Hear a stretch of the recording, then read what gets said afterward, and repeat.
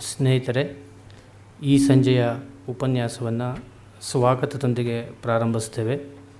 ಸ್ವಾಗತ ನೀಡುವವರು justice KS. Puttaswamy ಅವರು. On behalf of the Gokhale Institute of Public Affairs and Indian Liberal Group Bangalore chapter, and on my own behalf, I extend a hearty welcome to Honorable Dr. Justice Shivraj V. Patil and to all those present in this hall. The object of JPA, founded by Dr. D.V. Gundappa and the Indian Liberal Group founded by Sri Minam Masani, is to promote enlightened citizenship. Dr. Shivraj Patil was born on 12/1/40 and had a brilliant academic career in law also. He joined the bar at Gulbarga on 25/7/62 and by his acumen, humility and hard work built up very good practice both on criminal and civil sides. He shifted his practice in February 1979 to Bangalore to exclusively practice in the High Court of Karnataka, where also he soon made his mark and built up very good practice. Dr. Shivraj V. Patil was elevated as a judge of the High Court of Karnataka on 29/3/1990, in which capacity he continued to serve till the end of March 1994.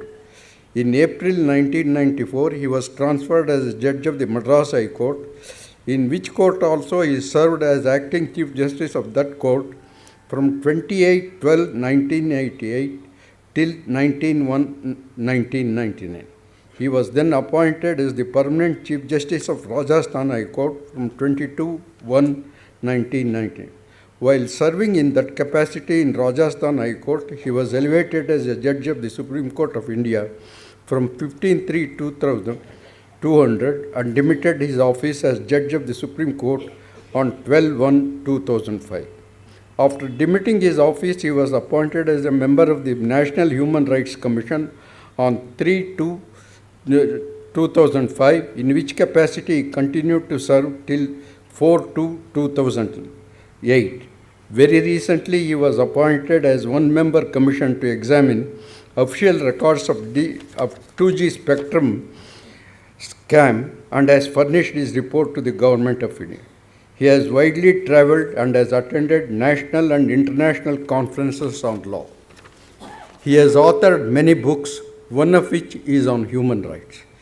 In recognition of his legal talent and erudition, his services to law, judiciary and social services, he has been awarded honorary doctorate of law by the Gulbarga University and conferred with Basava Shri Award. With this background, Dr. Shivraj V. Patil is one of the best persons to speak on the role of judiciary under the Indian Constitution. We are all looking forward to his learned lecture on the subject. After his lecture, there will be question and answer session for 15 minutes. I request the members to frame their questions as briefly as they can. With these few words, I now request Dr. Shivraj Patil to deliver his lecture. Thank you, sir. ತಾವು ಅಲ್ಲಿ ಬೇಕಾದ್ರೆ ಕೂತ್ಕೋಬೋದು, ಇಲ್ಲಿ ಬೇಕಾದ್ರೆ it is choice is yours.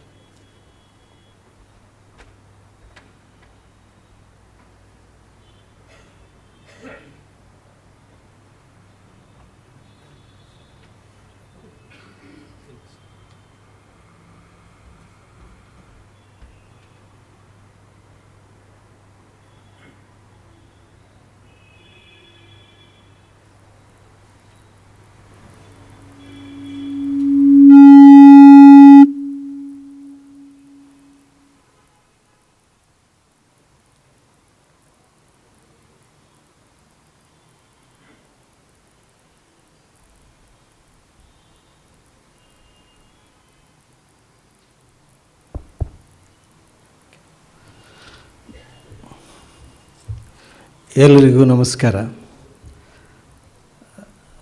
Good evening to all of you present here. Justice K.S. Puttaswamy, Sri S.R. Ramaswamy, the distinguished and enlightened members present here. I am deeply delighted to deliver this lecture on the role of judiciary under the Constitution of India. at DVG Sabhangana in Gokhale Institute of Public Affairs, jointly organized by Liberal Group and this institute. I am so much impressed by one fact I must share at the beginning. I reached this place by 5 p.m. and exactly at 6:30 the function commences. This is something very rare in these days. And a minute to minute the president and secretary were watching the clock and they said, "We'll now move," and we are here by 6:30. I must make one or two remarks on the time. Even as a student in the school, all of us, mostly this generation, have read the grammar, Wren and Martin. Time and tide wait for no man. Time is precious. Time is valuable. People say very often, sometimes very loudly, but rarely following them. And to the modern generation, if you simply make a statement without convincing reasons, they don't take you seriously. And they are well justified in asking questions why it is so. One learns more by questioning, and one learns more from those people who disagree with one than agree with the one. I was making a statement in a college. I made that statement. Time is precious. Why? Reasons are: time cannot be stayed. Time cannot be stored. Time cannot be restored. And time cannot be extended beyond 24 hours. And that's why it is precious. Even the Supreme Court cannot stay the time. Why I say is this: since we can't stay, store, restore, extend, that's why it is precious. If some articles, if a lose or the damage, we can replace them, but never the time.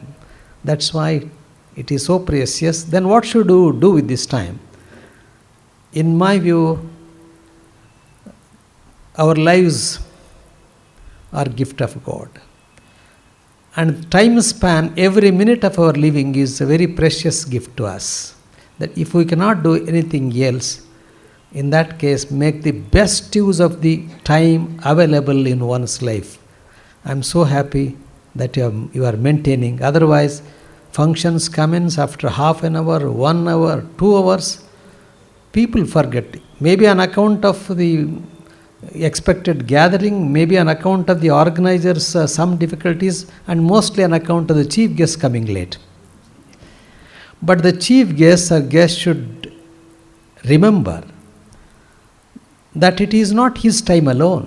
If you come half an hour or 1 hour late, assuming that there are about 200 persons in the gathering, you have wasted 200 hours of every individual whose time is valuable.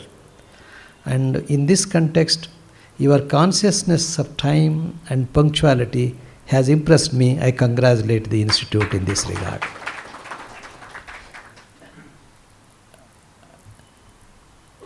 Dr.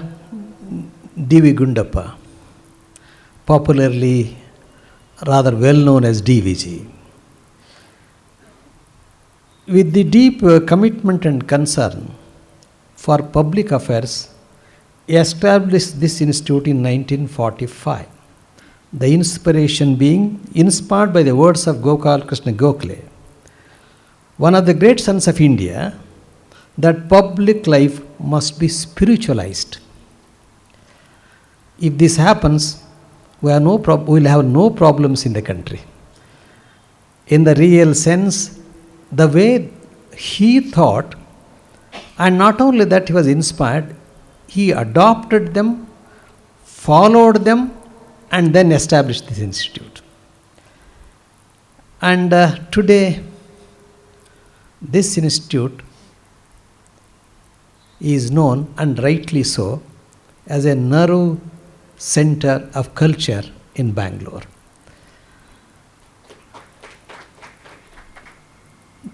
None has name at birth, but everyone has at death.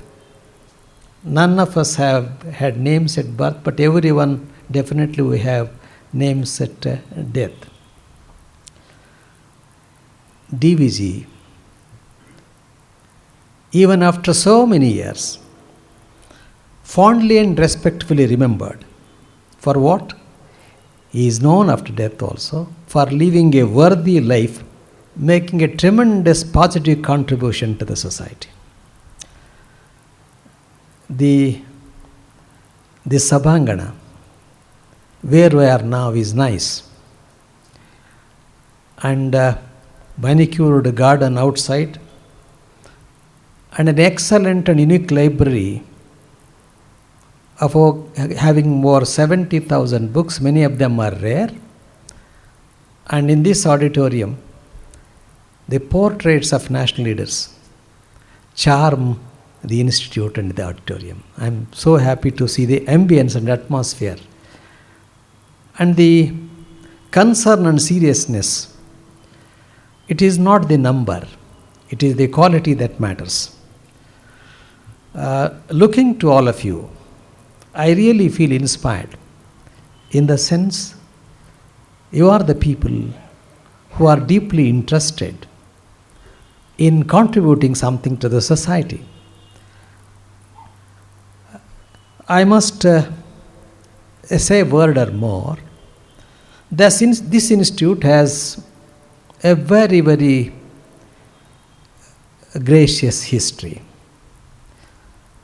Successively, the presidents or the secretaries have been people of commitment and concern. In line now, Justice Puttaswamy as the president, Mr. Ramaswamy as the honorary secretary, are carrying forward the affairs of this institute in a very befitting manner. I wish them all well. I know, respected Justice Puttaswamy, I must share with you all, as a lawyer, I was practicing and appearing before him in the High Court of Karnataka. I wanted to share this. A few minutes earlier, your Honorary Secretary, Mr. Ramaswamy, was telling me all those eminent judges who were directly concerned or who had come here for giving lectures, etc. At that time, Justice Puttaswamy had gone inside. I told him, when you say eminent judges, in my view, eminent judges are those who have put integrity at a higher pedestal than intellect. And Justice Puttaswamy is known for the good work he has done, and I really appreciate the level of integrity he maintained as a judge. I must compliment this, I should say.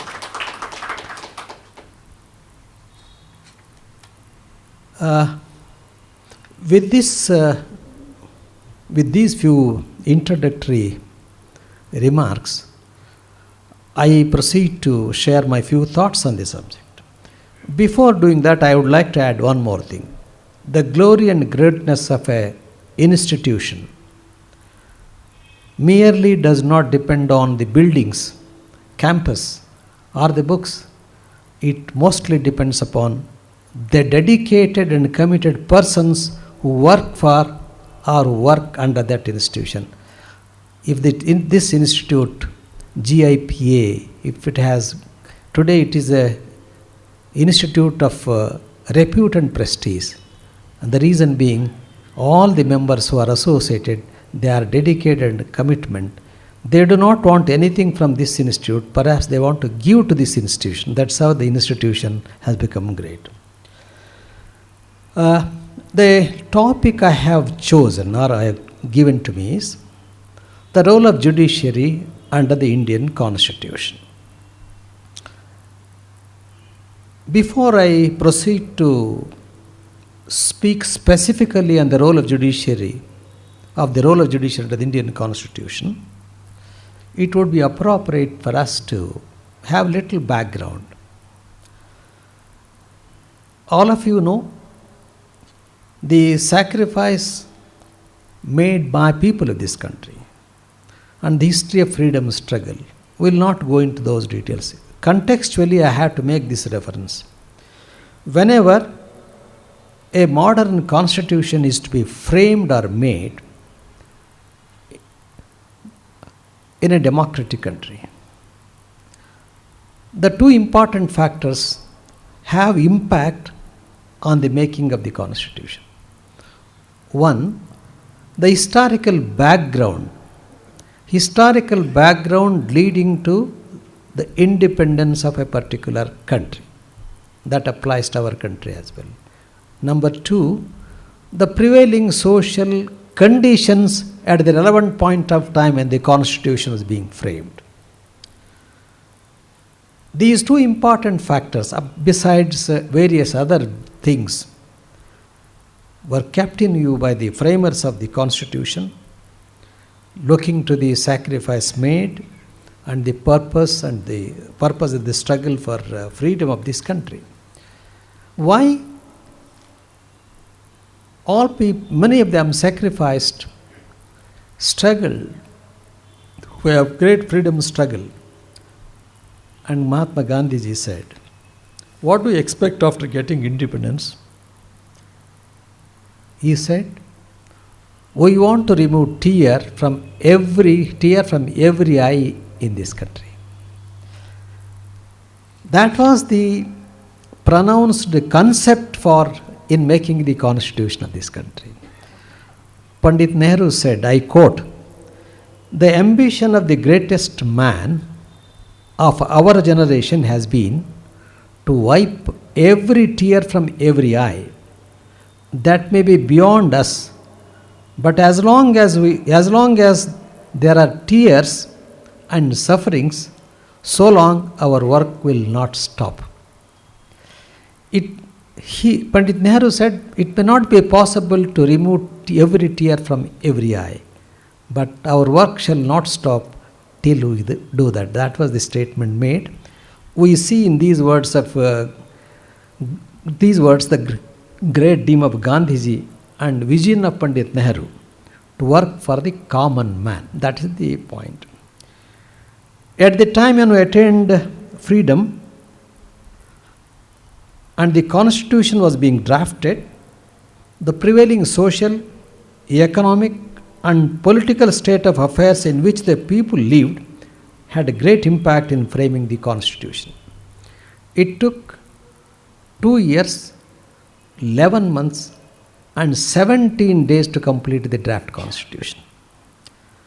The preamble, the fundamental rights and directive principles are all part of the same constitutional scheme and aim at the establishment of free and just social order based on the rule of law. They aim at betterment of the individual as an integral component of the society. Our founding fathers did commendable and a remarkable job in giving an excellent constitution to us. Building egalitarian society was the pronounced concept of those who fought for freedom. Mahatma Gandhiji, as I said earlier, wanted to wipe out every tear from every eye. In this backdrop, the great framers of the Constitution rightly felt that necessary provisions must have high priority for basic necessities of life. With this end in view, Constitution was designed to bring happiness to the largest number of people. Part 3 and Part 4 of the Constitutions, namely fundamental rights and directive principles, envisage a society where every man, including a common man, may have their right to live with dignity.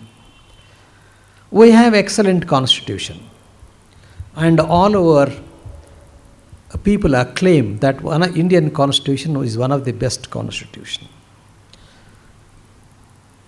it should not merely remain as a grand declaration.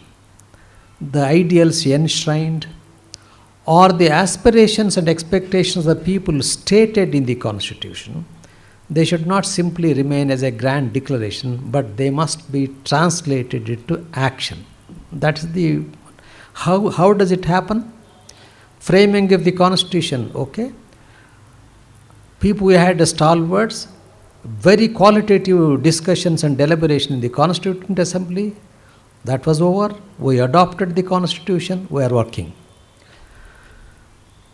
What happens is, it is not the book, a letter of the book. It is the spirit of living. It's not mere Constitution alone. How Constitution works and how people work for under the Constitution. I may quote the words of wisdom and warning both of Joseph Story, an eminent jurist. I quote, he talks with reference to the Constitution. He says, the structure has been erected by architects of consummate skill and fidelity. Its foundations are solid. Its compartments are beautiful as well as useful. Its arrangements are full of wisdom and order, and its defenses are impregnable from without. It may never be, this is next part is warning. It may be nevertheless perish in an hour by the folly or corruption or negligence of its only keepers, the people. The last portion I raised the voice saying the corruption. And I only emphasized in the tone. The reason is, if this thing happens, and it's the warning that even the very values can perish. That's it. Now the Constitution, jurisprudentially speaking, I am referring to Indian Constitution. Inter alia deals with the structure of executive, legislature and judiciary and the diverse roles assigned to them. The duty of legislature is to make law, the duty of executive is to implement or enforce the law, and the duty of the court is to interpret the law. To put it in a simple way, legislature to make law, executive to implement law, judiciary to interpret the law. The duty of judiciary apart from the settlement of the disputes. Now I am thinking of two parts. What is the role assigned to the judiciary? One part. And what is the role played by the judiciary? There are two separate aspects. Role assigned and role played. Role played in actual actions, which I will refer to a little later. And we have sometimes three wings of this state. I made reference to them. They feel one wing is the superior to the other. Without even stating or pronouncing, but the complexities are there. But in my view, in the scheme of the Constitution, there is absolutely no reason and basis for any wing to think that one is superior to the other. The reason being, who is supreme or which is supreme? It is the Constitution of India which is supreme, and it has supremacy, and these three wings are the creatures of the Constitution. And each wing has got a demarcated area and defined functions. Each wing, namely legislature, executive and judiciary, they have got the respective areas demarcated, they have the functions assigned to them they have to discharge. So long each wing works within the area demarcated and functions assigned, there won't be difficulty. The difficulties arise only when Lakshman Rekha is crossed. When they try to transgress jurisdiction of the other wing, the conflict or problems start, and how they are resolved, ultimately to whom the duty of maintaining or protecting the rights of the people is entrusted, I will come to a little later. In our constitution, we have two important parts, part 3 and part 4, namely fundamental rights and directive principles of the state policy. The courts, at one time in the beginning, they placed fundamental rights on a higher pedestal. They said they are fundamental rights, they are enforceable in the court of law, and directive principles are not enforceable and not justiciable. That's why they only are subsidiary to fundamental rights. We must also remember the Constitution is never static, it is dynamic. And from time to time, the trends and the approaches change. They depend upon the political mood of the country and the situation, economic and other situation prevailing. And the courts have shown that they can rise to the occasion and deliver judgments which are in the best interest of the people. Later stage they said no, directive principles are as important as fundamental rights. They are complementary to each other, not subordinate to one another. Austin aptly stated that both fundamental rights and directive principles constitute conscience of the Constitution. For a common man, directive principles are more important than fundamental rights. Reason is, for example, every common man has a right to speak, a right to freedom of speech. If he has no food to eat, the hungry man he has no voice to even raise. What is the use of these so-called fundamental rights unless the people are in a position to have the basic rights, namely economic and social rights, socio-economic justice is done. In the preamble of the Constitution, we start with the words, we the people. We the people, nobody is excluded in we the people. This is inclusive of every person in the country, men, women, all vulnerable sections, everyone is included. That's why we the people in the Constitution, in the preamble of the Constitution, is inclusive. Whenever you think of, we should think of we the people, not we alone. That's the way in which that has been interpreted. Now, what role is assigned to judiciary? I will not burden you with the decisions, etc. I'll talk my speech, lecture which I am delivering. It is very much available here. It is a speech that I have prepared. I'll pass on to the institute, and so anybody interested can leisurely go through. That's a different matter. But I will only speak broadly on the subject. The judiciary is assigned the role of adjudication and the role of protecting the rights of the people and also protecting the integrity of the Constitution. It has the Supreme Court in the Union Judiciary, High Courts in State Judiciary, and the subordinate courts. We have subordinate courts, District Court and other courts, High Courts and Supreme Court. In the judicial hierarchy, we have them.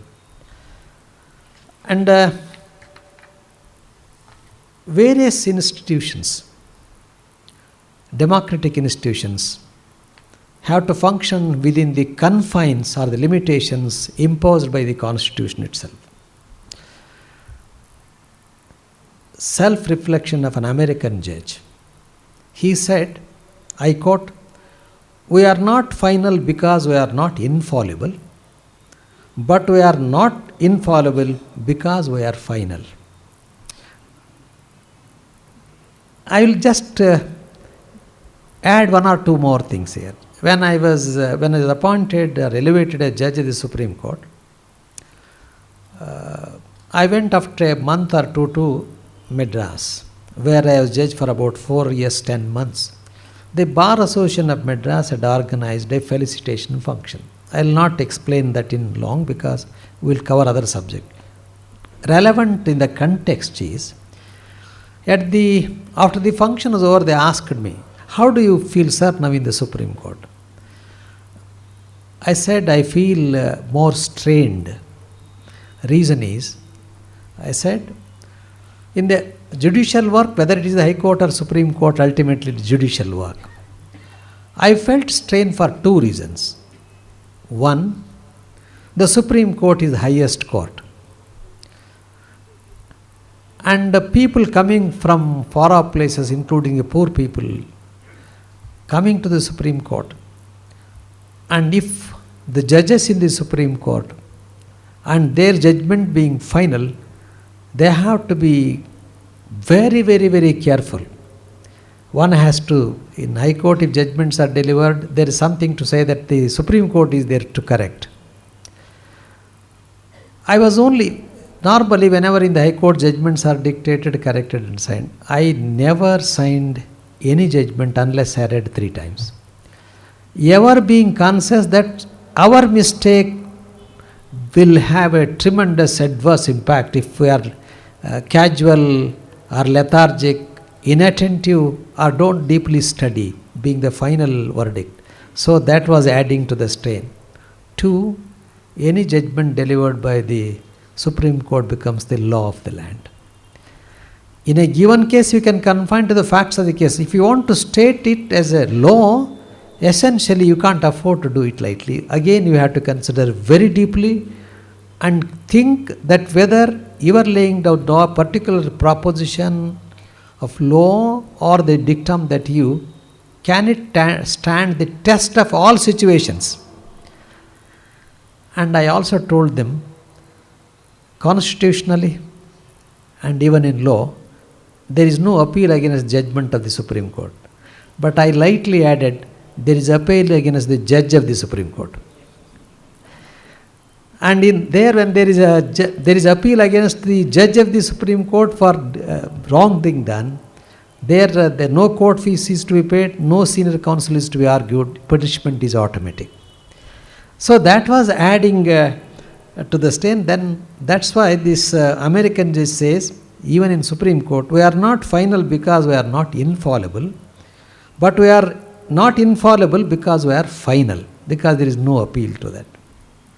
The Supreme Court has got jurisdiction, original jurisdiction, appellate jurisdiction, adjudicate the dispute between individuals and citizens on one side, state on the other side, between state and the center. So many things are there which I will not burden you with the various articles under the Constitution. In a country like ours, governed by the written Constitution, the judiciary plays a pivotal role in interpreting and applying the law and adjudicating upon disputes. It also helps for the due maintenance of law and has a duty to ensure that the governments run according to the provisions of the Constitution and laws. It also safeguards the supremacy of the Constitution by interpreting and applying its provisions and keeping authorities within the constitutional framework. The Supreme Court has also been entrusted with the task of resolving clashes and conflicts and collisions between the center and states. Our Constitution, like any other written Constitution, in our Constitution, like any other written Constitution, the powers of various organs of the state are limited by the Constitution itself. The task of interpreting the Constitution is entrusted to the judiciary, including the power to test the validity of the action of any authority functioning under the Constitution in order to ensure that the authority exercising does not exceed the limitations imposed by the Constitution itself. This power of judicial review is implicit and is available in respect of the exercise of powers under any provisions of the Constitution. It is well to remember that the Constitution is supreme for everyone, including 3 wings of the state. There is no reason for one wing to think that of the superior to the other. When I was in Madras, there was occasion to deliver a lecture, and those were the days of, the topic was judicial activism. Some retired IAS officer was the managing trustee of the trust. He spoke so many things about judiciary, good things about judiciary, and finally he put a question mark. Who watches the watchman? And I was to speak next. In this context itself, I will share my view. Lawyers were there, my colleagues were there. What would be the expected answer? Then I said, yes. I am telling in this context, people appoint watchmen to watch their godowns or industries or shops, whatever it is.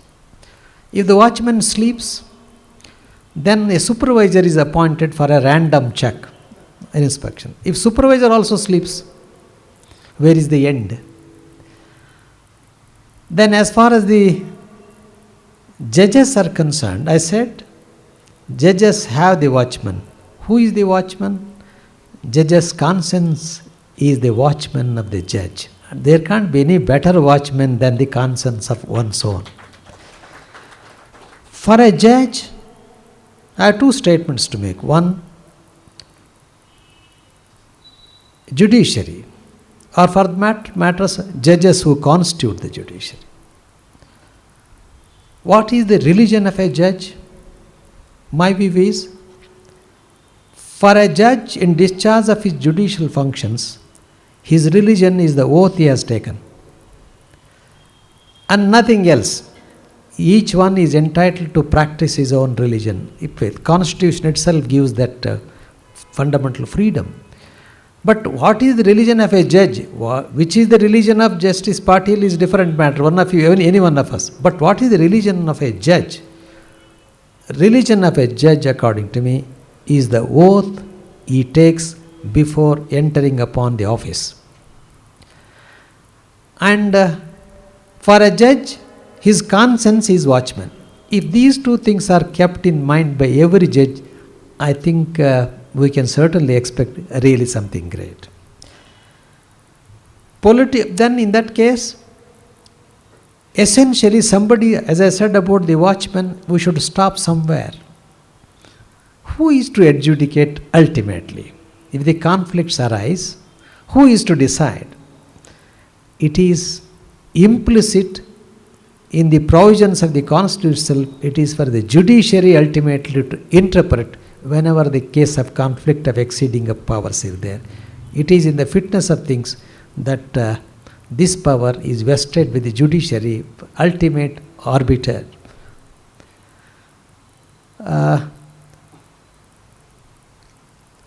The other question is,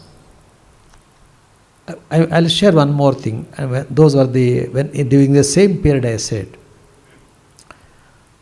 whether judicial activism or judicial absolutism, whether judges are proactive or overactive or reactive. So judicial activism, when we said, we have some comments also. Maybe sometimes in exceptional cases some judges have delivered some judgments, but look to the broader view and the predominant view. When this comes up, when the other wings fail, executive or the legislature or both fail, or they don't act because of their inaction, non-action or excessive action, whatever may be the reason, merely on the ground that there is no express particular, to meet a particular situation, there is no express provision in the Constitution, can the judiciary be also silent spectator? If judiciary also to remain silent, on the ground this is not stated expressly, it is not assigned, what is the result? A result would be chaos. A result will be damage to the very public interest. At that situation, it is not only desirable, but it is the duty of the judiciary to step in and decide in the public interest or in the interest of the common man.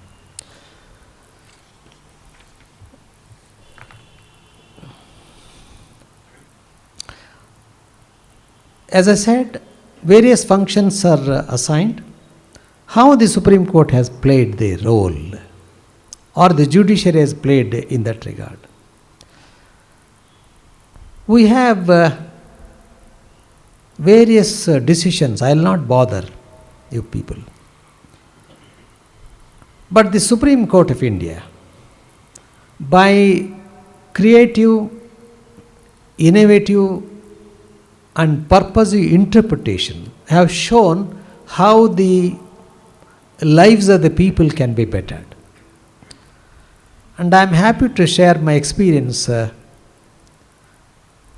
which I had in South Africa in 2004. That country became independent in 1994, thanks to Nelson Mandela's struggle and all that. In 2004, they wanted to have their decennial celebration. In that connection, they had invited chief justices of various countries. My chief justice of that day was not able to attend, and I had the good fortune of representing Supreme Court. They had organized a conference for 2 days, and the second day, the Constitutional Court building of that South Africa was to be inaugurated. We went there. In the conference for 2 days, we had to discuss, I had to speak about the Indian view and all that apart. At the end of the conference, Justice Jackelson, who was the Chief Justice, now he has retired, he was Chief Justice, he just came to me and said, in the Justice Patil, in the afternoon, we have media meet and you will be representing Asia. Different people, they were sitting in one line. I was on the last chair, one side. The media people asked 2 important questions that is contextually relevant for the Constitution of India. I want to share. The first question was, after a great struggle and sacrifice, people get independence to their countries. And in a modern democracy, we are governed by rule of law. Every constitution has got a chapter like fundamental right, chapter containing fundamental rights, akin to part 3 of the constitution. Every constitution, names may be different. They may call it a charter rights, bill of rights, fundamental rights, but the characteristics being the same, fundamental freedoms and rights to the people. The question was, if the government of the day, having absolute majority, by amendment, can they take away the fundamental rights? From one end it started, every representative representing his own country said, yes, if there is a requisite majority and appropriate procedure is followed, any part of the constitution can be amended, including the fundamental rights. I was the last man to sit. You know what is my answer, most of you know. I said, as far as the article in the amending article in the constitution relating to amendment is concerned, our article is also no different from yours. Our article is Article 368 in the constitution. Of course, we have got 3 modes of amendment. By simple majority, by 2/3 majority, by 2/3 majority and ratification. That depends upon the subject of amendment. But that's clear, there is no such limitation or restriction if you read Article 368.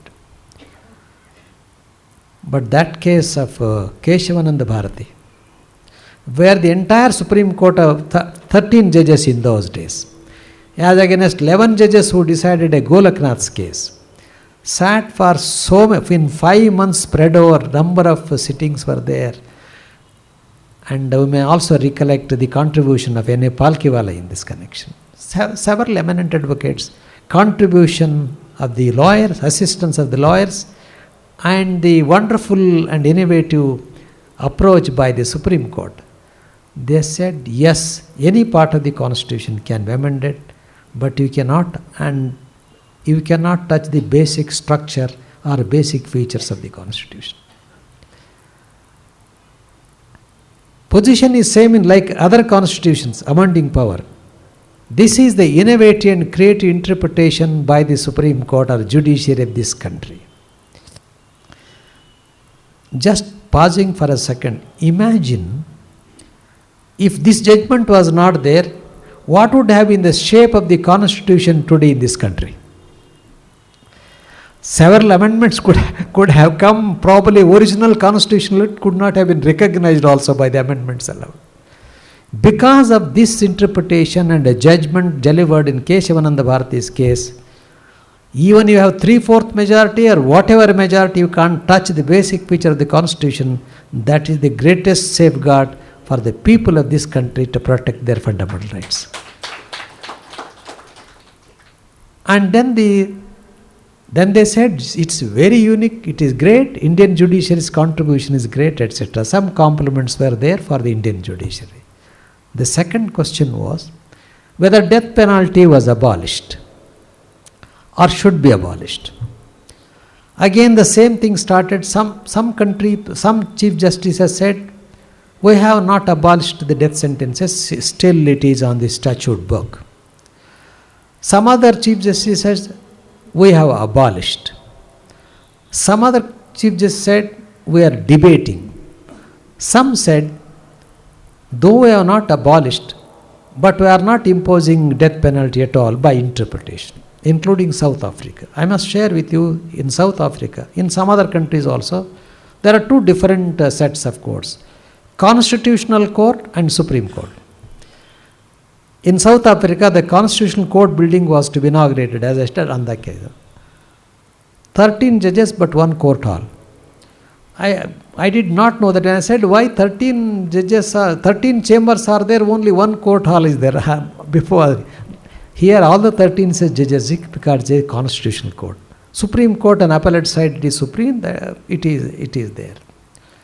So, by interpretation they have said the death penalty is abolished. It came to me, again our judiciary has said, because two aspects. One side, the human rights activists based on the human rights, they say imposing a death penalty is a cruelty on human rights. The other view is you can't abolish the death sentence because it endangers or threatens the very national security and social order.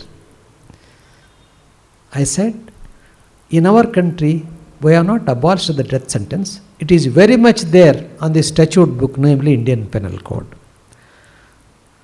And before answering, I said three things. One is, I proceed, before I answer the question completely, please listen. One is, attack on the Parliament House of the country.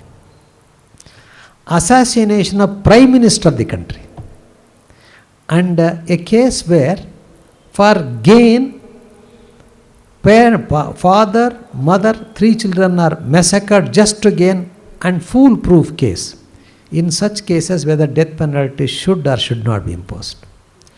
Greatest fear for the man is the death.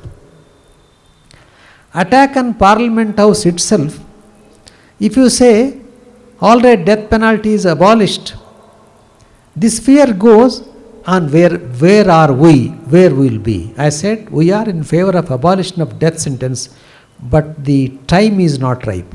When the time is right, well, the human rights may be respected. It is the reason why Indian judiciary, even in a situation like this, has blended and balanced. How? Death penalty is there, but that is not given always. Death penalty is given in the rarest of the rare cases. When you say the death penalty is given in the rarest of the rare cases, we have taken into consideration the national security and social order and also the human rights. Then they said, it's again the appreciation was there. It was over, conference was over, we came down, we were moving. One judge told me, Justice Patil, he remarked, he said, you sent Gandhi to our country, we returned Mahatma to you. Factually so, but in the country in me or Indian in me made me to say something more. I said, yes, you are right. Please remember both Mahatma and Gandhi belong to India. Whether Gandhi we send, you return Mahatma, but both of them belong. Fact is, both of them belong to our country. This is where how the courts have played their role, not merely by the letter of the book. Situation demanded, they went on. And we have two important articles in the Constitution of India. One is Article 14, another is Article 21 of the Constitution in relation to the lives of the people in this country. Article 21 of the Constitution, which has the judgments delivered by the Supreme Court and High Courts interpreting Article 14 and 21 of the Constitution of this country, have left great impact in terms of living of the people. Either interpreting Article 21, whenever the matters came before the court, and one more important aspect of the contribution of Indian judiciary has been the public interest litigation. Public interest litigation, of course, sometimes it is abused and misused jurisdiction. I was always saying it starts from P, but there are three more P's. Public interest, real, fine. Otherwise, there are interest litigation. Three P's are: 1, personal interest litigation; 2, politically motivated interest; 3, publicity interest litigation. P. But one P, which is a public interest litigation, should serve the real public interest. If the jurisdiction is misused for these three reasons, the courts afflate. One time we became so liberal, we entertained even on letters and all locus standi, all those things will not bother. But fact is, lot of scope was given.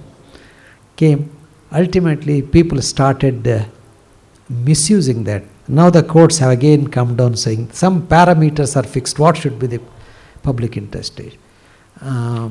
Somebody, when I was in Rajasthan High Court as Chief Justice, somebody filed a petition in the name of public interest litigation.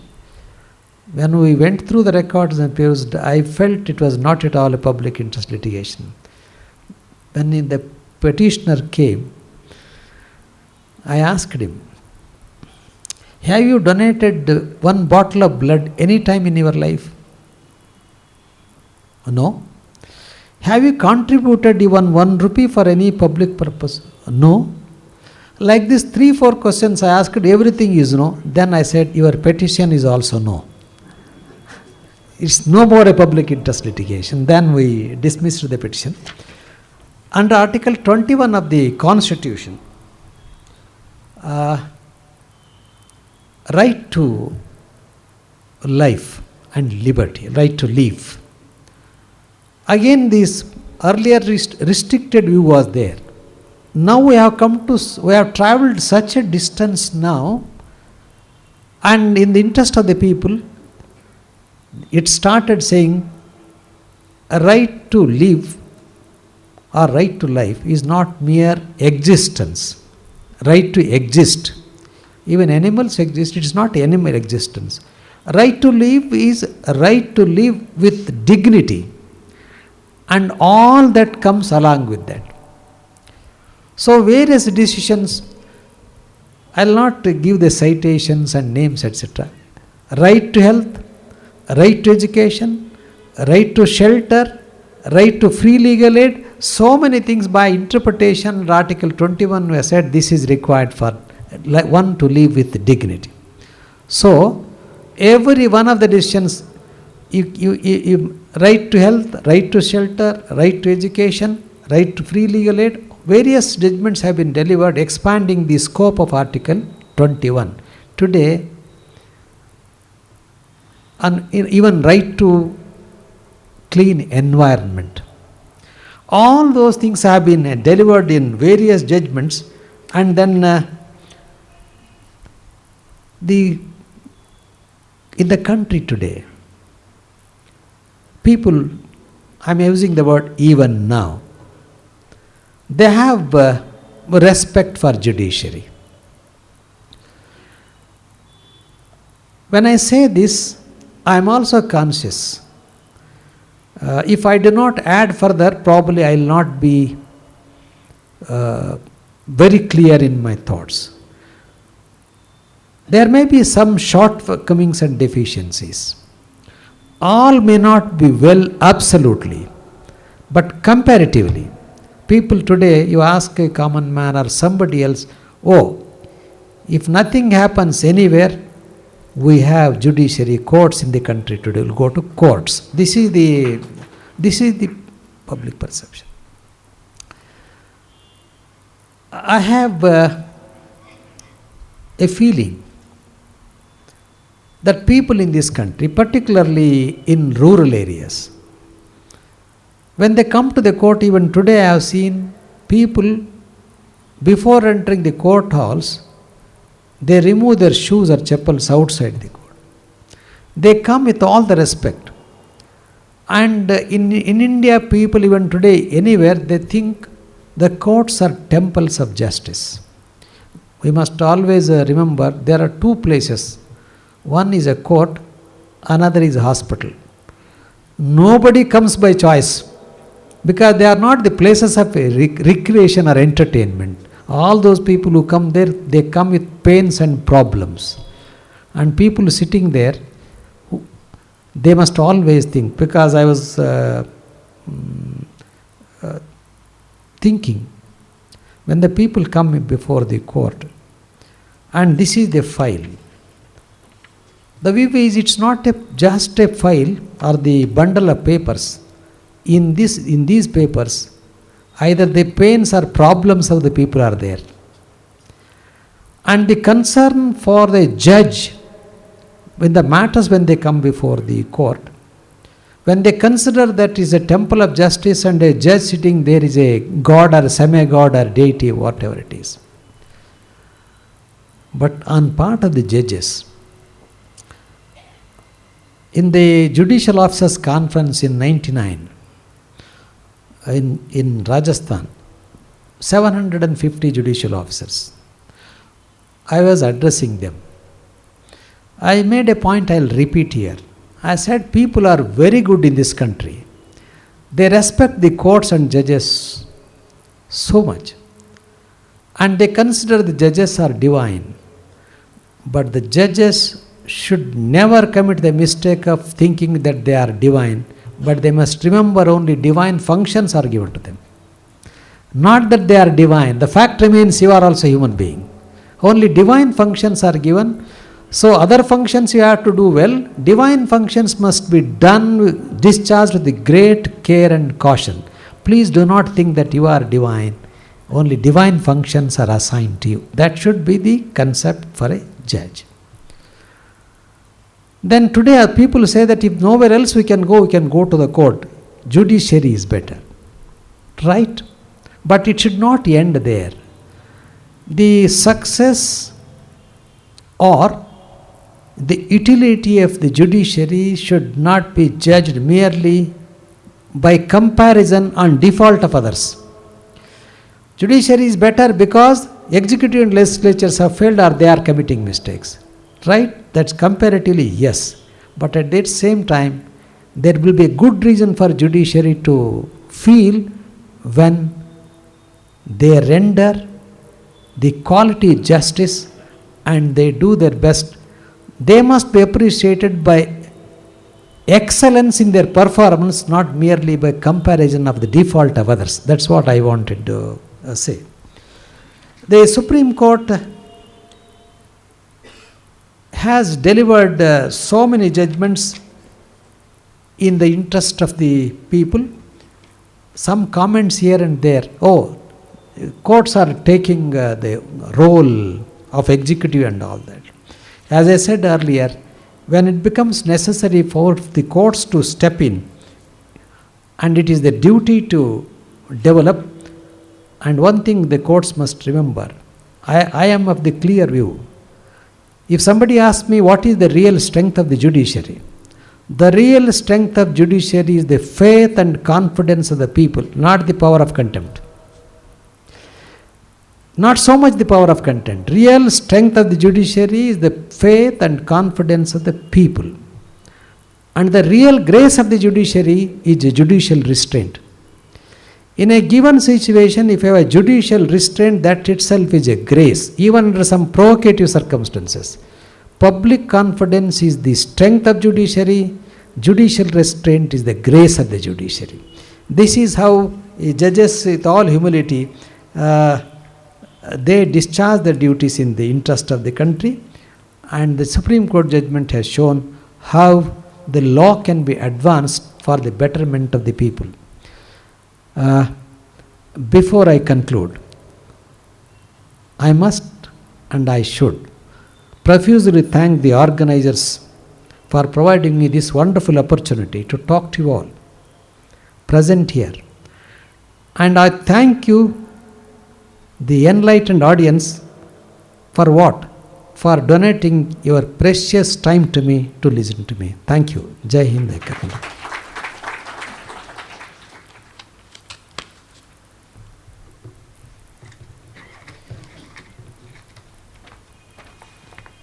I think 1 hour is it? I have maintained your time.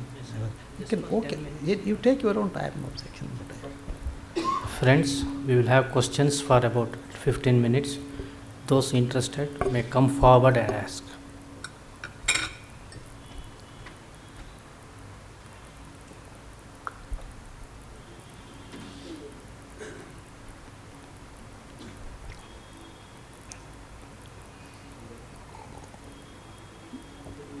Please come.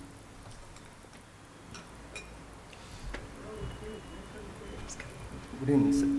I am NSS Murthy. I am a regular visitor to Gokhale Institute and I listen to a lot of lectures. I just want to tell you, sir, you are talking about rights of people. And what we have seen as a common man is, I think legislature and executive, they are directly controlling the rights of people. But though judiciary is also equally responsible for protecting the rights of people, I feel that they don't have sufficient resources or the provision in the constitution where they can directly act on that. Because as you have said, you have seen so many blunders being done, but you are just helpless spectator. I want to know what are the actions that are proposed by the judiciary in this respect. That's all, sir.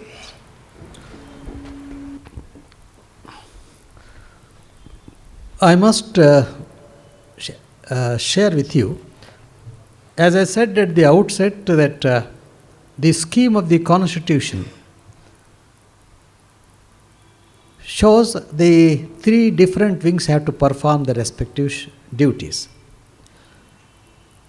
As far as the execution is concerned and implementation is concerned, the courts have neither resources nor appropriate machinery.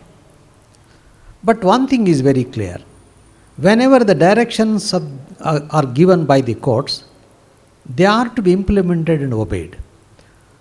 There was a situation when they said you can't do this because there is no power in the Constitution. Supreme Court came down heavily and said, under Article 140 of the Constitution, any order made or a decree passed by the Supreme Court itself is a law to be obeyed by the whole country. And it will be too much to expect from the judiciary to perform or act directly. You are kept separately. The theory of separation of powers. If the judiciary also has to directly act, it becomes difficult.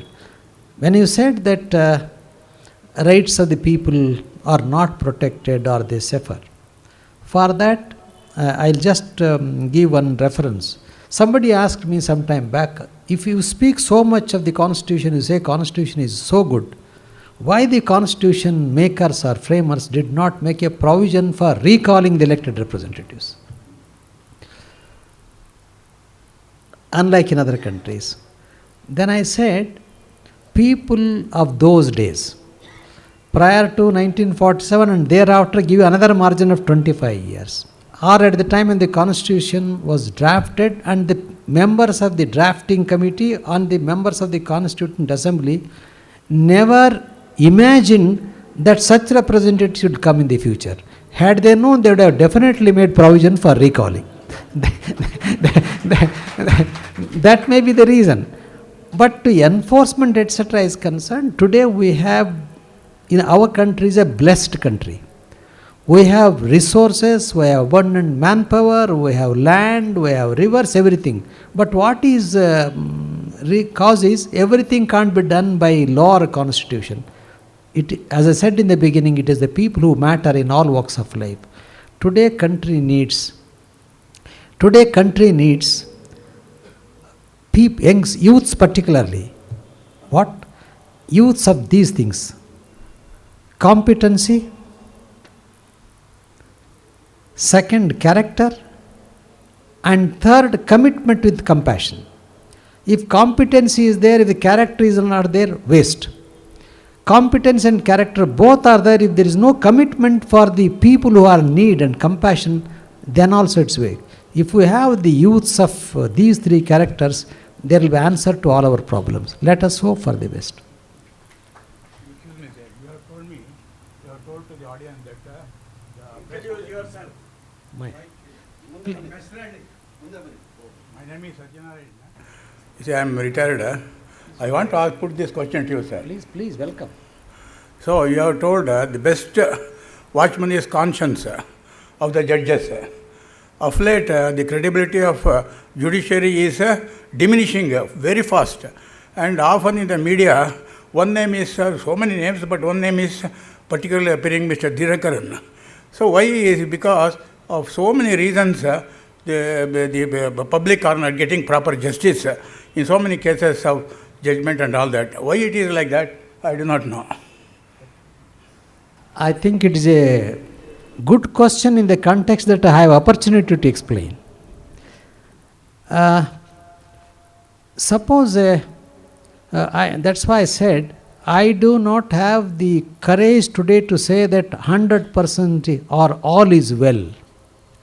But still, the people in this country, they come from the same society. If I don't want to go by names, there may be such instances, there may be few judges like that.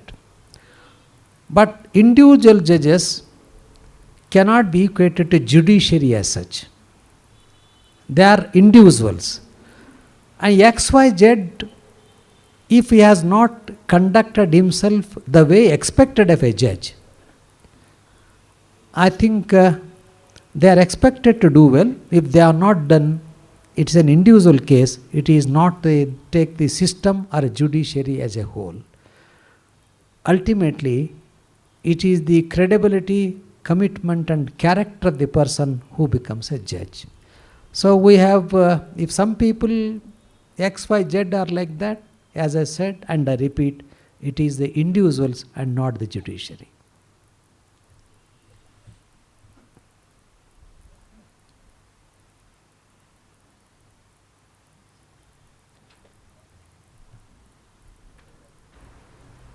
I am Nagaraj. Recently we had some serious cases that are reported in Bangalore about criminals, and it is reported that he had 25 criminal cases. Now he has been held back. He has been produced. 25 cases are already there against him. He is a very serious criminal. How he was able to come out of the punishment or even the trials? No, he was caught in the committing the next crime, 26th crime. Then what is your question? Question is how he was able to be out of the prison or even not being convicted. I think you yourself know the reasons. And why I said you yourself, please complete. Yes. Here, police authorities are there and also judiciary, because if it is 25 cases, he has already been produced.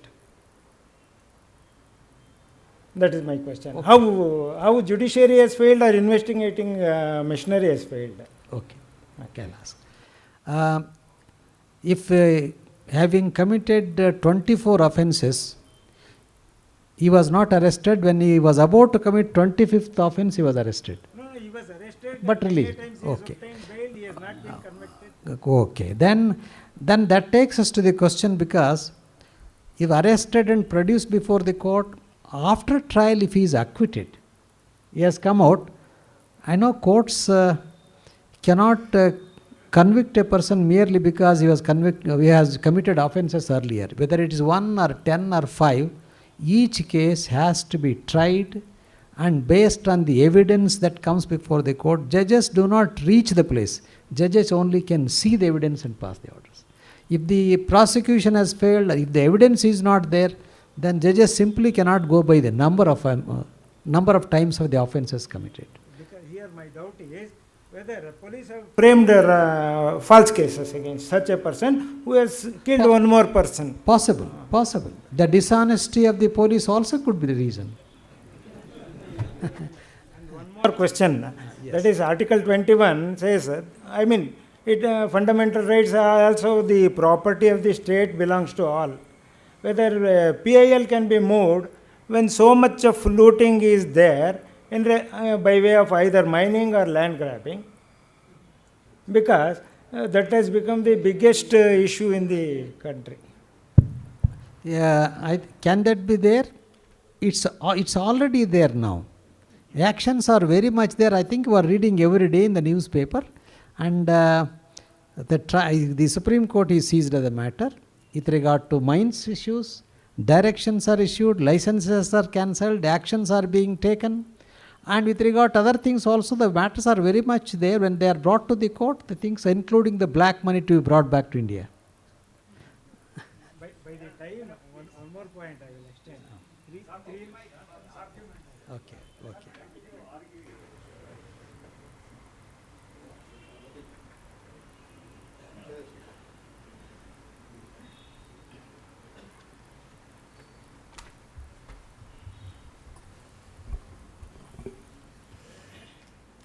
ನಮ್ಮ ಮುಂದಿನ ಕಾರ್ಯಕ್ರಮದ ಬಗ್ಗೆ ಸೂಚನೆ.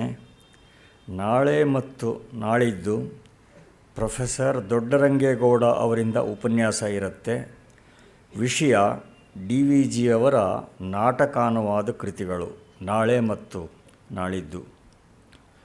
Friends, it is well recognized that the Constitution, in our case the written Constitution, is the primary source of authority within the state.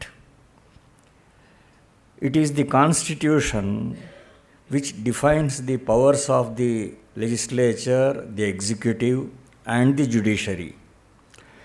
It is necessary that for the successful working of democratic government, all the three constituents function within the framework of the Constitution. The judiciary has an overarching responsibility to act as the ultimate custodian of constitutionality. Professor Dr. Patil has explained it. This follows not merely from the text of the Constitution, Articles 32, 141, 226, etc., but even more from the requirement of rational governance. If such reasonable safeguards are not in place, the nation may face the unfortunate circumstance that the temporary will of majority might overtake the paramount law settled by the deliberate wisdom of the Constitution makers. What is involved here is the long-term health of our polity rather than weighing the relative parameters of authority of each of the organs of the state and so on. As far back as in early 17th century, Chief Justice Coke of England had ruled that the functions and powers of the courts were, quote, not only to correct errors, but all acts of misgovernance, so that no wrong or injury, neither private nor public, can be done, unquote. There are also other relevant factors. such as that the parliament, which in theory represents the sovereign will of the people, is made up of members often elected by the tiniest of majority. These grey areas apart, Justice Dr. Shivraj Patil has given us a comprehensive picture of the role of the judiciary as conceptualized in our constitution. On behalf of the Bangalore chapter of the Indian Liberal Group and the Gokhale Institute of Public Affairs, I express our thankfulness to Dr. Shivraj Patil for taking time out to be with us and enlightening us about some of the crucial features of our Constitution. I request Justice K.S. Puttaswamy, President of the Bangalore chapter of the Indian Liberal Group, to kindly come over to the stage and honor the distinguished speaker.